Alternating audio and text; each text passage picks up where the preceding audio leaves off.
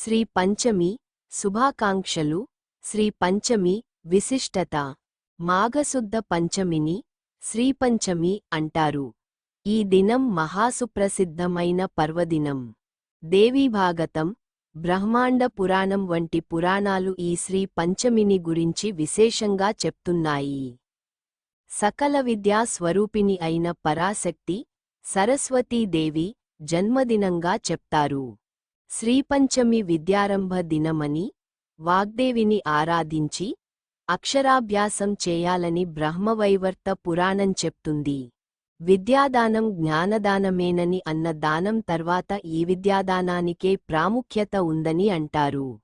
సరస్వతీదేవి శాంతమూర్తి అయి ఒకచేత వీణ, మరోచేత పుస్తకం, జపమాల, అభయ ముద్రలను ధరించి ఉంటుంది. ఈ మూర్తి విద్య, జ్ఞాన, బుద్ధులకు ప్రతీక. ఈ జ్ఞాన ప్రదాయిని కరోనాతోనే విద్యాప్రాప్తి, జ్ఞానప్రాప్తి కలుగుతుందని పురాణ వచనం. విద్యచేత వినయం, వినయం చేత జ్ఞానము, జ్ఞానము చేత ధనం, ధనం చేత అధికారము సంప్రాప్తిస్తాయి. ఎవ్వరిచే దొంగిలించబడనిది, నలుగురికి పంచగల శక్తి విద్యకు మాత్రమే ఉంది. సమాజంలో విద్య కలిగినవాడు ధనవంతుని కన్నా, సంఘంలో గొప్పవాడని, ఎక్కడికి వెళ్ళినా బతకగలుగుతాడని శతకకారులు చెప్పడం కాదు, నిత్యమూ ఎదురయ్యే విషయమే. సరస్వతి ఆరాధన వల్ల వాక్శుద్ధి వస్తుంది.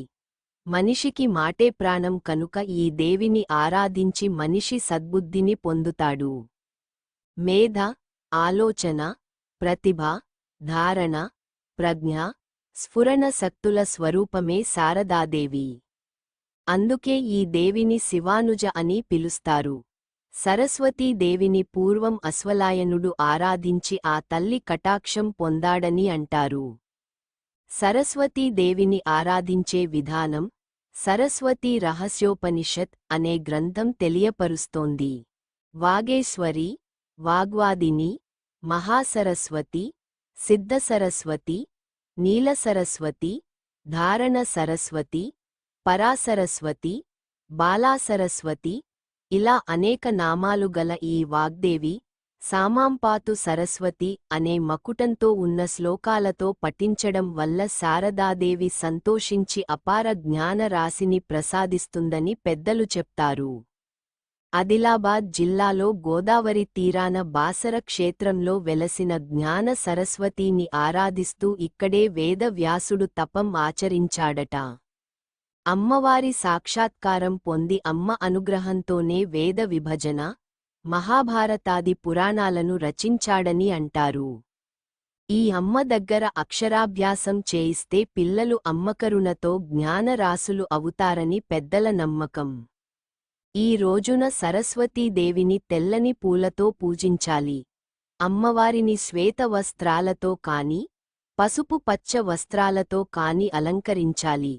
అమ్మవారికి తెల్లని రంగులో ఉన్న క్షీరాన్నాన్ని, నేతి పిండివంటలను, చెరకును, అరటి పండ్లను, నారికేళాన్ని నివేదన చేస్తే మంచి ఫలితాలు వస్తాయని అంటారు. కుల మత భేదాలు లేకుండా ప్రపంచమంతా సరస్వతీదేవిని పూజిస్తున్నప్పటికీ మాఘమాసంలో వచ్చే ఈ పంచమి తిథి ప్రత్యేకత సంతరించుకొంది. ఈ రోజున బాసర క్షేత్రాల వంటి సరస్వతి ఆలయాల్లో విశేష పూజలు అర్చనలు జరుపుతారు.